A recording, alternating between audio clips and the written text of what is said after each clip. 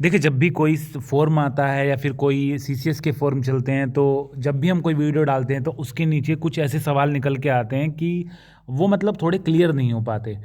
तो उन सवालों को इकट्ठा करके हमने ये वीडियो बनाई है। इसमें 17 ऐसे सवाल होंगे जो हम कोई भी वीडियो पब्लिश करते हैं उसके नीचे पूछे ही जाते हैं।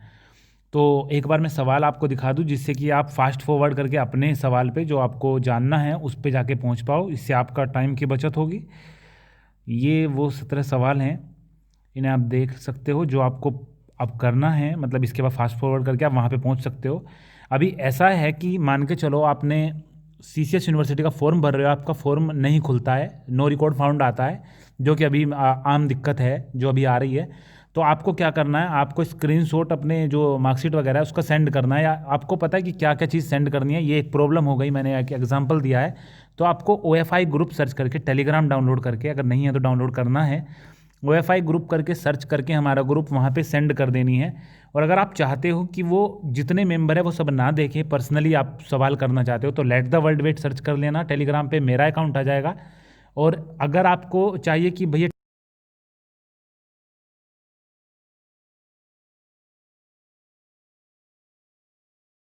हो, कोशिश करूँगा कि सबसे मिनिमम टाइम में आपको रिप्लाई करने की। ठीक है, ये जनवरी का स्केड्यूल मैंने बनाया है, शायद इस पे चल पाऊँ, क्योंकि थोड़ा सा जितने भी वीडियोस आती हैं, जितने भी नोटिसेस आते हैं, मैं टाइम टू टाइम अपडेट कर देता हूँ। तो इस वीडियो की मतलब नहीं रह जाता है। लेकिन अभी इतने सवाल इकट्ठे हो रहे हैं, बार बार बच्चे मतलब कुछ कोई सी भी वीडियो डाल दो उसके नीचे पूछते हैं, तो इसी में वो सारे सवाल इकट्ठा कर लिए। कोई भी पूछेगा तो यही वीडियो चिपका दूंगा मैं सभी को। तो सवाल स्टार्ट करते हैं। सबसे पहला जो सवाल है वो है, फॉर्म भरते हुए किस बात का ध्यान रखें। देखो इसके ऊपर देखो, जो लाइन थी, स्पेस जो था वो कम पड़ गया था, इसलिए मैंने ऊपर की तरफ से वो लाइन काट दी। इसके जो ऊपर के 3 जो सवाल हैं वो SSC CHSL से रिलेटेड है। तो मैंने ऊपर लिखा हुआ था कि SSC CHSL से रिलेटेड सवाल। मैं सोच रहा था कि पहले SSC CHSL को ले लेते हैं, फिर CCS को ले लेते हैं, फिर कोई और फॉर्म होगा उसे ले लेते हैं। लेकिन फिर मैंने टाइम को देखते हुए जो जो सवाल ध्यान आया, आपके कम्युनिटी टैब से भी सवाल लिए हैं, तो मैंने वो लाइन हटाई। तो ये थोड़ा सा ऐसे हो गया, जिसलिए मैंने इसमें SSC नहीं लिखा। तो SSC CHSL का सवाल है ऊपर के 3। फॉर्म भरते हुए किस बात का ध्यान रखें जिससे हमें कोई प्रॉब्लम ना आए और फॉर्म अच्छे से एक बार में फिल हो जाए। SSC CHSL या फिर SSC आपका CGL के फॉर्म निकलेंगे, SSC का कोई भी फॉर्म हो, आपको एक चीज़ देखिए, इसके लिए अलग से वीडियो बनाई जाती है, लेकिन मैं इसी में सारा क्लियर कर दूंगा जिससे मेरा भी टाइम बच जाए। तो अगर आपको SSC की साइट पे फॉर्म भरना है तो आपको 2 चीज़ का ध्यान रखना है बहुत खासकर। सबसे पहली चीज़, बैक नहीं करना है फॉर्म को। अगर आप एक बार चले गए, जब तक फॉर्म भर रहा है तब तक तो कोई दिक्कत नहीं, लेकिन अगर आपने पेमेंट पे क्लिक कर दिया और वहाँ से बैक कर दिया तो आपको दिक्कत होने वाली है। और दूसरी चीज़ जो इम्पोर्टेंट है, जब आप क्लिक करते हो किसी ऑप्शन पे तो ऊपर की तरफ प्रोसेसिंग चलती है, प्रोसेसिंग के बाद जो पेज खुलता है फिर आप क्लिक करते हो। तो प्रोसेसिंग का और अपने क्लिक करने का खास ध्यान रखें। जब आप मान के चलो पेमेंट पे आपने, जहाँ पे आता है लिखा हुआ ऑनलाइन और ऑफलाइन, ऑनलाइन पे क्लिक करके आपने क्लिक कर दिया और आप ऊपर से सर्व जो प्रोसेसिंग चलने लगी, उसके बाद चलते चलते चलते आपने दोबारा क्लिक कर दिया तो वहाँ पे दिक्कत आ जाती है। एक ऑप्शन पे 2 बार क्लिक करने से, तो जब प्रोसेसिंग खत्म हो जाए तब आप क्लिक करो। ऐसे करते करते आगे सबमिट करोगे। फ़ोन को अपने पास रखना जिस पे OTP आएगा, ATM की सारी डिटेल सही डालना। अगर एक बार फेल हो गया तो फिर भैया दिक्कत हो जाएगी, वेबसाइट में दिखा देगा कि भैया a payment has already been made for this reference number, की एक पेमेंट ऑलरेडी किया जा चुका है। हालांकि वो पेमेंट फेल था, लेकिन ये यही दिखाता रहेगा। फिर आपको अगर ऐसा हो जाए कभी, तो आपको करना है अबोर्ट। अबोर्ट का ऑप्शन आता है कि click here to abort this transaction, तो क्लिक हियर पे क्लिक करना है और उसके बाद वेब अपनी जो आईडी है उसे लॉग आउट करके 2 दिन का इंतजार करना है, अगर लास्ट डेट नज़दीक नहीं है तो। लेकिन अगर लास्ट डेट नज़दीक है तो अपना ऑफलाइन चालान निकालो, बैंक में जमा करके आओ। ऑफलाइन चालान का तरीका ये होता है, मान के चलो आज 5 तारीख है, आज मैंने ऑफलाइन चालान डाउनलोड कर लिया, तो ऐसा नहीं है कि आज रात को मैंने 2 बजे डाउनलोड करा था 5 तारीख को और आज ही मैं बैंक में चला जाऊँ। बैंक वाले बोल देंगे कि रिकॉर्ड ही नहीं मिल रहा है आपका। तो आपको एक दिन छोड़ के, मतलब अगर आज आपने डाउनलोड किया फॉर्म तो कल छोड़ के परसों आप जमा कर सकते हो। ठीक है, एक तो आपकी होती है ऑनलाइन की तिथि, मान के चलो जो एसएससी सीएचएसएल का है 19 तारीख इसकी है भाई, 26 तारीख लास्ट डेट है, और शायद 28 तारीख इसकी, 28 तारीख ऑनलाइन की है, और फिर चालान की अलग से 2 या 3 दिन होते हैं एक्स्ट्रा। ठीक है, तो ये ट्राई करके आपको चालान पहले से निकाल के रखना है। आप जो मर्जी ट्राई कर लो, बाद में चालान का ऑप्शन बच जाता है। अगर आप नहीं कर पाते हो तो चालान जाके जमा कर दो, 1 दिन 2 दिन 3 दिन 4 दिन 5 दिन 6 दिन सप्ताह भर का चालान भी काम कर जाएगा। Amount deducted but not updated, what to do. अगर अमाउंट आपका कट गया है आपके, जब भी कोई मुझे कमेंट करता है कि ऐसे ऐसे दिक्कत आ रही है, तो सिर्फ मैं एक चीज़ पूछता हूँ कि आपके पैसे कट गए क्या। अगर आप कहते हो कि हाँ अमाउंट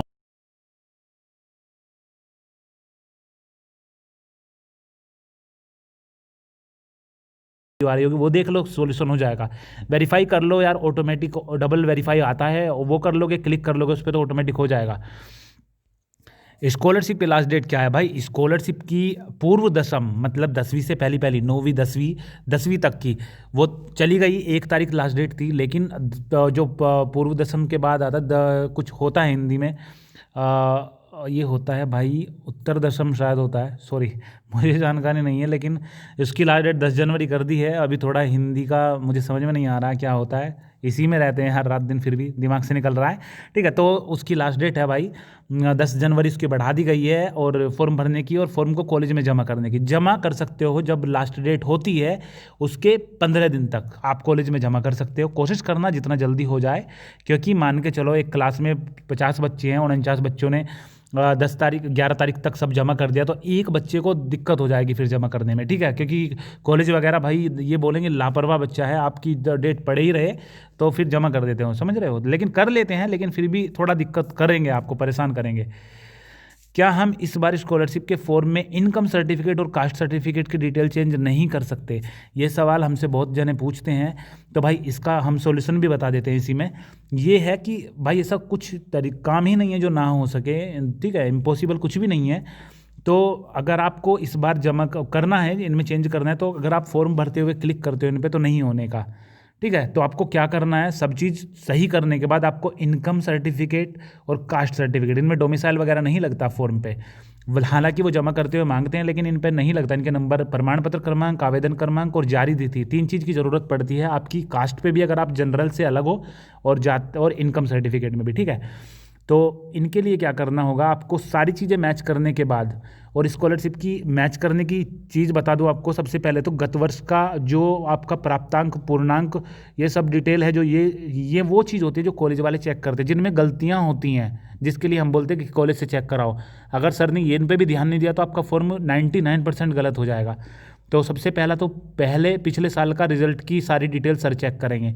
रजिस्ट्रेशन नंबर होता है एक डेट ऑफ बर्थ के नीचे की तरफ को, जिसमें एनरोल नंबर भी भरा जाता है। अगर पहला साल है तो रजिस्ट्रेशन नंबर आता है, वो चीज़, और आपका कॉलेज में एडमिशन की तिथि, ये 3 चीज़ होती है जो कॉलेज वाले चेक करते हैं। बाकी का सब, बैंक की डिटेल, 10वीं के नाम से नाम मैच हो रहा है नहीं, बैंक की डिटेल और आपका आय जाति, सब चीज़ें आपको सॉरी चेक करनी पड़ती है। ठीक है, तो हम बता रहे थे कि हाँ सर्टिफिकेट डाउनलोड जो ये होता है, कास्ट और इनकम सर्टिफिकेट कैसे लगते हैं, तो आप इसे जब लॉक कर दोगे ना फार्म को, तो लॉक करने के बाद जब आप फाइनल संस्था में जमा करने हेतु प्रिंट निकालते हो, उससे एकदम स्टेप आता है कि क्या आप अब भी चेंज करना चाहते हो कुछ। तो जब आप उस ऑप्शन पे क्लिक करते हो, सेकंड लास्ट ऑप्शन पे, तो वहाँ पे बोलता है कि ये रही आपकी इनकम सर्टिफिकेट की डिटेल और कास्ट सर्टिफिकेट की डिटेल, चेंज कर लो।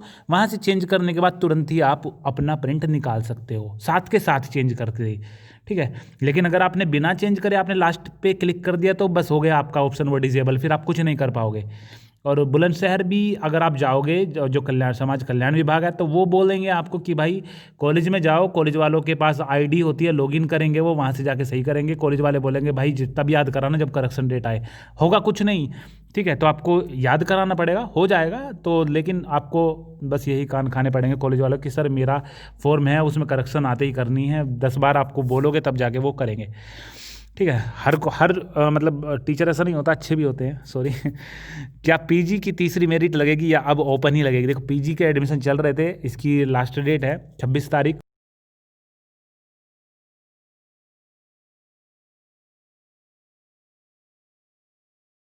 अगर सीट ज़्यादा बच जाती है तीसरी मेरिट लगेगी, अगर कम रहती हैं तो फिर ओपन मेरिट लगा के एडमिशन ले लिए जाएंगे। ठीक है। तो डिपेंड यही करता है कि सीट कितनी अवेलेबल है। तो सीट अगर आपको देखनी है कि अगर आप मान लें आपने LLB में एडमिशन लिया, BA में एडमिशन लिया, MA में एडमिशन लिया, अगर आपको अपने कॉलेज की सीट देखने की कितनी उसमें है और कितनी भर गई हैं, कितनों पे एडमिशन चल रहे हैं, हमारी वेबसाइट है onlineforminfo.com, उस पर आप जाना, आज की तारीख छांटना, आज की तारीख छांटते ही आपको सारी इन्फॉर्मेशन मिल जाएगी, कौन से फॉर्म चल रहे हैं, जो अभी कंटिन्यू चल रहे हैं, फॉर्म भरना चाहिए नहीं भरना चाहिए, सारी चीज़ें हम लिखते हैं उस पर।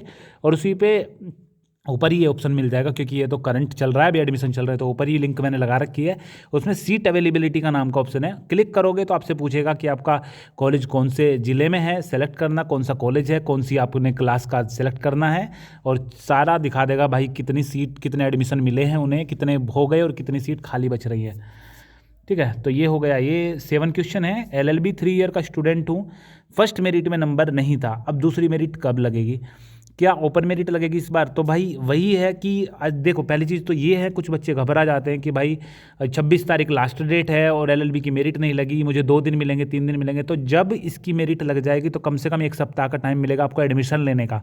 ठीक है, ऐसे क्योंकि भाई मान के चलो कोई बच्चा मेरिट का इंतजार कर रहा था और उसे बाहर जाना पड़ गया, मान के चलो बंगाल जाना पड़ गया, यहाँ पे 3 दिन लगते हैं जाने में, 3 दिन आने में, तो उन सब की सुविधा को देखते हुए लगभग सप्ताह भर का टाइम मिलता है। ठीक है, तो LLB 3 ईयर का स्टूडेंट हो, फर्स्ट मेरिट में नंबर नहीं था, तो भाई दूसरी मेरिट लगने की पूरी संभावना नहीं, पूरी मतलब क्या बोलते हैं, मतलब लगेगी मेरिट, तो दूसरी मेरिट लगेगी। और हाँ, तीसरी भी लग सकती है, अगर मान के चलो जो वैकेंसी है बच जाती हैं, रिक्त सीटें बच जाती है, तो तीसरी मेरिट भी लग जाएगी।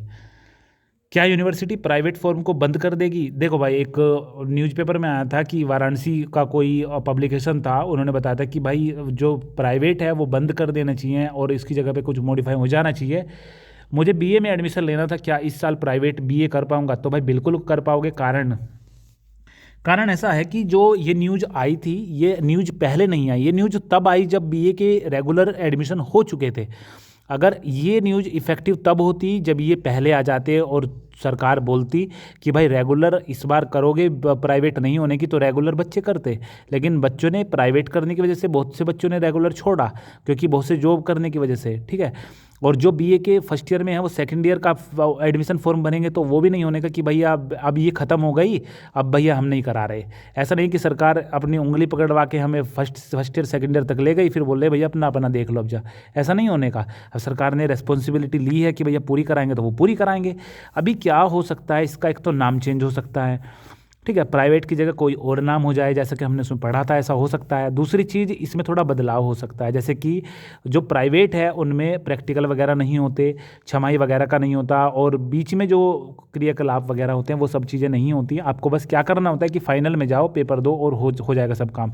इस बार तो खैर अलग हिसाब रहेगा, क्योंकि इस बार तो दिसंबर तक तो आपके रेगुलर के ही एडमिशन चल रहे हैं, प्राइवेट के कब एडमिशन कराएंगे और ये सब चीज़ें कब होगी, तो थोड़ा सा बस ये समझ लो कि हाँ भाई फर्स्ट ईयर के भी एडमिशन होंगे इस बार, और सेकंड ईयर थर्ड ईयर भी जिनके रह रहे हैं उनके भी क्लियर हो जाएंगे, कोई दिक्कत नहीं आएगी। ठीक है, प्राइवेट फॉर्म कब भरे जाएंगे? भाई प्राइवेट की फॉर्म की जनवरी फरवरी है डेट, जनवरी फरवरी में भरे जाते हैं। लेकिन अभी रेगुलर को देखते हुए कि रेगुलर के अगर MA वगैरह की देखें तो भाई अभी तो सेकंड मेरिट लगी है, अभी ओपन लगेगी, और LLB की देखें तो अभी फर्स्ट ही मेरिट लगी है, इनके रेगुलर एडमिशन चल रहे हैं। अभी प्राइवेट की हम कैसे बात करें, तो प्राइवेट का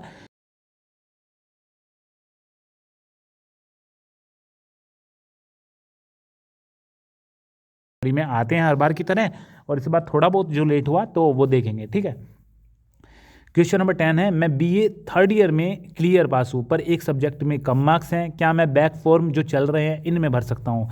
ये सवाल बहुत जनों ने पूछा है। इसके लिए मैंने बोला था कि हाँ, मैं उस दिन मतलब चौधरी चरण सिंह की वो थी जयंती थी, उस दिन मैं कॉलेज में गया था, लेकिन मुझे नहीं पता था भाई, तो उस दिन कॉलेज बंद था। और उसके बाद मैंने भेजा था एक बच्चे को, अगले दिन उससे मैंने बच्चे को भेजा था कॉलेज में कि भाई पता करके मुझे बताओ कि जो है कि क्या मैटर है, क्या चल रहा है। तो वो गया जैसे बच्चा, तो वहाँ पे कॉलेज वगैरह में बोला कि हम यूनिवर्सिटी से परसों आओ, पता करके बताएंगे। परसों का मतलब 25 तारीख को यूनिवर्सिटी बंद, 26 तारीख को वो करके बताएंगे। जितनी अपडेट मुझे मिलेगी टेलीग्राम ग्रुप पर बताऊँगा, यूट्यूब कम्युनिटी टैब में मैं आपको बताऊँगा, वीडियो बना दूंगा और बताओ। तो इसमें ऐसा है कि अगर आपके मार्क्स कम है तो अगर आप फॉर्म देखोगे तो इसमें आएगा लिखा हुआ कि भाई आप not eligible, student record not found, इस टाइप से आता है लिखा हुआ। क्योंकि आप क्लियर हो तो शायद इंप्रूवमेंट के फॉर्म जो है अलग अलग निकलेंगे। इसमें एक वीडियो और बनती है जिसमें मैं थोड़ा सा इसी में बता के चलता हूँ। मान के चलो आपका जो रिजल्ट है उसमें फेल लिख रहा है और बैक नहीं लिख रखी। देखो CCS यूनिवर्सिटी 5 नंबर का जो है ग्रेस देती है। अगर आपके 2 सब्जेक्ट में बैक है, 2 सब्जेक्ट में बैक है तो आपको फेल माना जाएगा। लेकिन मान के चलो एक सब्जेक्ट में 30 नंबर है और एक सब्जेक्ट में 20 नंबर है, तो जो 30 वाला है उसमें तो 3 नंबर ग्रेस के मिलके पास हो जाओगे। तो आप जिसमें 20 नंबर है उसमें बैक भर दो, तो वो खुलेगा नहीं अभी क्योंकि फेल लिखा हुआ आ रहा है। तो आपको कॉलेज से ये फॉर्म खुलवाना पड़ेगा कि सर मुझे इसमें बैक भरनी है, और वो तो क्लियर अपने आप हो जाएगा जब मैं इसमें 33 से ज़्यादा नंबर ले आऊँगा। तो इस तरीके से ये होता है। इसकी अलग से भी मैं वीडियो बना दूंगा, लेकिन बस यही तरीका है। आप अपना रिजल्ट चेक करें, 5 नंबर का ग्रेस होता है, ठीक है। बाकी कोई दिक्कत हो तो कमेंट कर देना, और मैंने ग्रुप के नाम ऊपर दे ही दिए हैं, उसमें मुझे सेंड कर देना मार्कशीट, मैं देख के बता दूंगा। UG PG रेगुलर वालों के एग्जामिनेशन फॉर्म कब भरे जाएंगे? तो भाई इनके भी लगभग मान के चलो कि जनवरी के लास्ट में, फरवरी में भरे जाते हैं। और जैसे ही इनका भी मुझे लग रहा है इस बार थोड़ा बहुत लेट लतीफ़ हो जाएगा क्योंकि अभी एडमिशन ही चल रहे हैं। तो जैसे कोई अपडेट आएंगे मैं ज़रूर बताऊँगा। फिलहाल जनवरी के लास्ट तक इन्हें भी मान के चलो फरवरी में, ठीक है, जनवरी के लास्ट में, फरवरी की स्टार्टिंग में। क्वेश्चन नंबर 12 है, रिजल्ट वाली साइट मेरे फ़ोन में नहीं खुलती, क्या करूं? बैक पेपर अपडेटेड रिजल्ट कब तक शो होने लगेगा?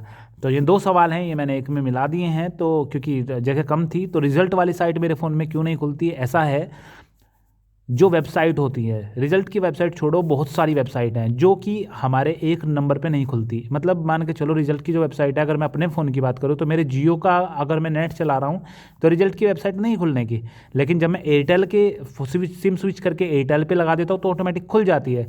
अगर आपके पास ऐसा हो रहा है कि भाई रिजल्ट की साइट आपकी नहीं खुलती है तो स्विच कर ले सिम को। कोई भाई जा रहा है तो कि भैया 2 मिनट के लिए हॉटस्पॉट ऑन कर देना तो खुल जाएगी आपकी आईडी, देखना। तो ये सिम की प्रॉब्लम होती है कभी कभी साइट में, ठीक है। बैक पेपर अपडेटेड रिजल्ट कब तक शो होगा? तो भाई बैक पेपर का जो रिजल्ट है वो शो होना शुरू हो गया है। तो देखो 4-5 दिन का वेट कर लो, सबके रिजल्ट अपडेट हो जाएंगे। अगर नहीं होते तो फिर इसका कोई सोल्यूशन देखेंगे, ठीक है। तो अभी वेट कर लो। बाकी टेलीग्राम ग्रुप पे आ जाओ तो एक दूसरे से पूछ लो, हो सकता है आपकी क्लास का कोई बच्चा हो जो आपको सही जानकारी दे दे, बोले कि मेरा अपडेट हो गया है, या फिर मैं सर के पास गया था, सर ने ये चीज़ दी है, ये इन्फॉर्मेशन दी है। तो ये चीज़ें होती हैं, ठीक है। वहाँ पे ग्रुप है सबका, वहाँ पे आके ज्वाइन आप कर सकते हो। क्वेश्चन नंबर 13, बैक फॉर्म कब भरे जाएंगे बीकॉम सेकेंड ईयर के? फिलहाल अगर आप भरना चाहोगे तो नहीं भर पाओगे। अभी जो है बहुत से बच्चे पूछते हैं सर जी मेरी BA फर्स्ट ईयर में बैक है, मैं क्या करूँ, सेकेंड ईयर में बैक है। फिलहाल वेबसाइट पे ccsweb.in पे ये जो है एग्जामिनेशन की टैब पे जाके आपको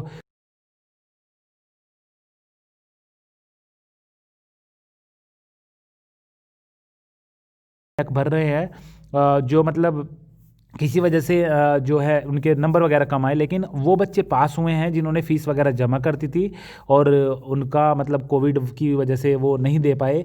जो मतलब फाइनल ईयर को छोड़ के अदर जो बच्चे हैं वो प्रमोट कर दिए गए हैं और उनका जो रिजल्ट है बहुत कुछ का अपडेट हो गया है और बहुत कुछ का अपडेट हो जाएगा, ठीक है। तो बीकॉम सेकेंड ईयर के बैक फॉर्म कब भरे जाएंगे? अगर आपने फ़ीस वगैरह जमा नहीं करी है इसकी, तो अब जब आएंगे तो मैं बता दूंगा आपको कि कब भरे जाएंगे। फिलहाल इनकी कोई अपडेट यूनिवर्सिटी की वेबसाइट पे नहीं है। मैं ये बता रहा था इसी में कि अगर आपने कोई जून 2020 में फ़ीस वगैरह जमा करी है बैक फॉर्म की, जो फर्स्ट ईयर सेकंड ईयर है, तो उनका जो है ऑटोमेटिक प्रमोट कर दिए जाएंगे उनके बैक पेपर नहीं होने के, ठीक है। क्या मैं चालान निकलवाने के बाद भी ऑनलाइन पे कर सकता हूँ? SSC CHSL की फीस, ये मैंने ऊपर बताया है कि अगर आपने चालान निकलवा दिया है तो भी आप, अगर मान लो आपको लग रहा है कि हाँ चालान ऑनलाइन भी जमा करके देख लो, तो ऑनलाइन जमा कर देना, वो चालान को फाड़ के फेंक देना, कोई दिक्कत नहीं अगर ऑनलाइन हो जाए, नहीं तो चालान जमा कर देना, ठीक है। तो भाई हो सकता है कि अगर आपने चालान निकाल दिया, ऐसा नहीं है कि भैया अब आप चालान निकाल दे तो चालान ही जमा करोगे। आप अगर आपको ऑनलाइन बनना है तो करके देख लो, अगर हो जाए तो इसे निकाल दो, फेंक दो, मतलब जला दो, जो भी बात करनी है। और एक चीज़ है, प्रोविजनली प्रमोटेड जो आता है लिखा हुआ फॉर्म के ऊपर, तो वो सही है भाई, मतलब इसका मतलब एक्सेप्ट है। अगर कंप्लीट नहीं है तो इनकम्प्लीट लिखा हुआ आएगा स्टेटस में। क्वेश्चन नंबर 15, कॉलेज में मार्कशीट कब आएगी और कैसे पता करें? ये यार सवाल बहुत पूछते हैं। कॉलेज में मार्कशीट आने का सिर्फ देखो, हर कॉलेज का अलग हिसाब होता है, कोई कॉलेज कब मंगवा रहा है, कोई कॉलेज कब मंगवा रहा है, तो इनका अलग हिसाब है। लेकिन अगर आपको बताऊं तो जब रिजल्ट डिक्लेयर होता है, मान के चलो रिजल्ट आया मेरा 1 तारीख को, तो 40 दिन बाद मतलब अगले महीने की 10 तारीख को आपकी मार्कशीट के लिए आपको कॉलेज में पता करना होगा। कॉलेज फिर बताएगा कि भाई कब तक आने की संभावना है, आई है तो दे देंगे, नहीं आई तो बता देंगे कि कब तक आएगी। जब आपका रिजल्ट डिक्लेयर होता है ऑनलाइन, जब रिजल्ट आप देखते हो ऑनलाइन, जब आता है पब्लिश होता है, उसके 40 दिन बाद मार्कशीट का पता आप करने कॉलेज जाओगे। हर कॉलेज का अलग हिसाब होता है, ऐसा नहीं है कि भाई ए कॉलेज वाले ने पूछा कि भाई तेरी मार्कशीट आ गई, बी कॉलेज वाले से उसने कहा आ गई, तो ज़रूरी नहीं ए वाले की आ जाए। तो कॉलेज में जाओ, कॉलेज में जाके आप पता करोगे तो वहाँ से आपको स्टेटस पता चलेगा कि भाई आ रही है आपकी मार्कशीट या नहीं। और एक कॉलेज में अगर 2 कोर्स है, 3 कोर्स है, 4 कोर्स है, 5 कोर्स है, ज़रूरी नहीं सबकी एक साथ आ जाए, ठीक है। तो कॉलेज से कॉन्टैक्ट करना पड़ेगा इसके लिए। क्वेश्चन नंबर 16 है, बैक फॉर्म जमा करने से रिलेटेड कोई अपडेट है क्या? ये इंपॉर्टेंट क्वेश्चन है भाई। बैक फॉर्म जब आप भरोगे, बैक फॉर्म भरते हुए जब आप जमा करोगे तो इसके साथ एक रिफंडेबल, मतलब रिफंडेबल फॉर्म का एक फॉर्मेट आता है कि फ़ी रिफंडेबल फॉर्म आता है लिखा हुआ। मतलब अगर आपकी फ़ीस जा रही है 950 रुपये, तो आप उसमें सारी डिटेल भर के दे दो, आपका जो जो चीज़ें भी पूछेगा, आपका अकाउंट नंबर भी पूछेगा। मान के चलो आपकी फ़ीस 950 अब ली गई है, लेकिन आगे आने वाले टाइम में पता चलता है कि भाई उसकी फ़ीस तो 800 रुपये थी, तो जो बाकी के पैसे एक्सेस आपसे लिए गए हैं, ज़्यादा लिए गए, वो आपके अकाउंट में रिफ़ंड कर दिए जाएंगे। लेकिन कभी कभी ऐसा होता है कि भाई आपके जो हैं फ़ीस कम हैं, तो वहाँ पे पे करके उसे तो कर देते हो आप, मतलब चेक करते रहना इस चीज़ को भी। इसमें भी पिछली बार हुआ था ऐसे, तो इसके बारे में भी चलो मैं डिटेल्ड वीडियो बना दूंगा। फिलहाल वो फॉर्म भर के जमा करना जरूरी है, रिफंड वाला, ठीक है। क्वेश्चन नंबर 16, बैक फॉर्म में जमा करने से रिलेटेड मैंने बता दिया। अच्छा, फॉर्म जमा करने के लिए कौन कौन से डॉक्यूमेंट की जरूरत पड़ेगी? एक तो फॉर्म निकलेगा 2 पेज का, उसके साथ फीस रसीद निकलेगी, वो ले लेना। आधार कार्ड की फ़ोटोकॉपी ले लेना, और जो पिछले साल की जो मार्कशीट थी वो ले लेना। बस इनकी ज़रूरत आपको पड़ती है, और साइन वगैरह कराएंगे वो, बाकी के तो और कुछ चीज़ की ज़रूरत नहीं पड़ती। और बाकी हर कॉलेज का अपना हिसाब है, कोई कॉलेज चाहे कि भैया 10वीं 12वीं भी मैं लूँगा तो वो ले सकता है, बाकी अपने कॉलेज से पता कर लें। क्वेश्चन नंबर 17, पीजी की मेरिट कितने पर लगी और सी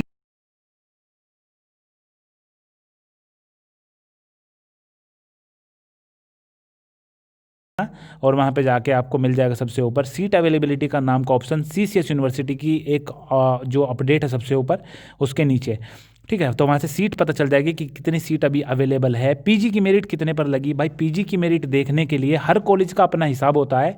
देखो, जो पीजी मेरिट वगैरह के लिए आप मुझसे पूछते हो, मेरिट डिपेंड करती है वहाँ की टोटल वैकेंसी पे, टोटल सीट पे, और उस पर भरे गए फॉर्म की जो परसेंटेज है उस पर।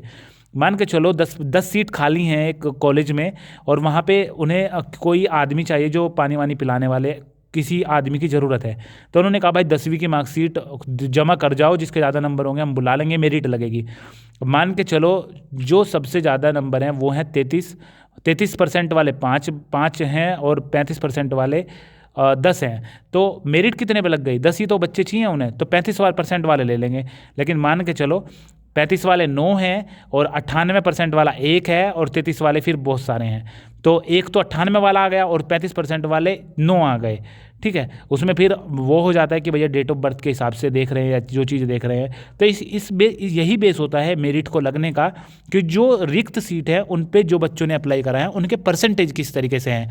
अगर उन्हें 200 सीट लेने, 200 जने बच्चे लेने हैं, तो उनमें से सबसे ज़्यादा के बच्चे के देखेंगे कि भैया 98% के कितने हैं, 98% के 4 बच्चे हैं, तो रख लो इन्हें सबसे पहले।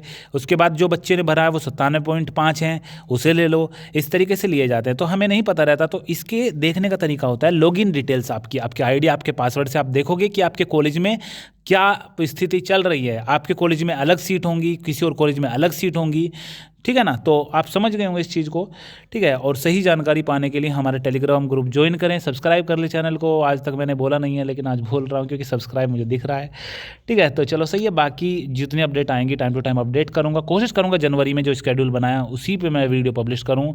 बाकी आपने भी, मैंने बहुत टाइम पहले वीडियो डाली थी अपडेट्स, अब तक बहुत टाइम हो गया, लगभग 1.5 महीना 2 महीना हो गया, लेकिन आपने भी तो नहीं बोला कि हमें अपडेट्स अब तक वीडियो की ज़रूरत है, ठीक है। क्योंकि आपको टाइम से रिप्लाई मिल जाते हैं, आप भी क्यों बोलोगे।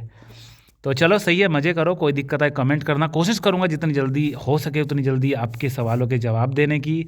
मैं बिना माइक के ये वीडियो रिकॉर्ड कर रहा हूँ, तो उम्मीद करता हूँ साफ़ आवाज़ आएगी मेरी, क्योंकि माइक से जब मैं रिकॉर्ड करता हूँ तो बीच बीच में थोड़ा सा म्यूट हो जाता है, पता नहीं क्यों, माइक की कमी है या फिर फ़ोन की कमी।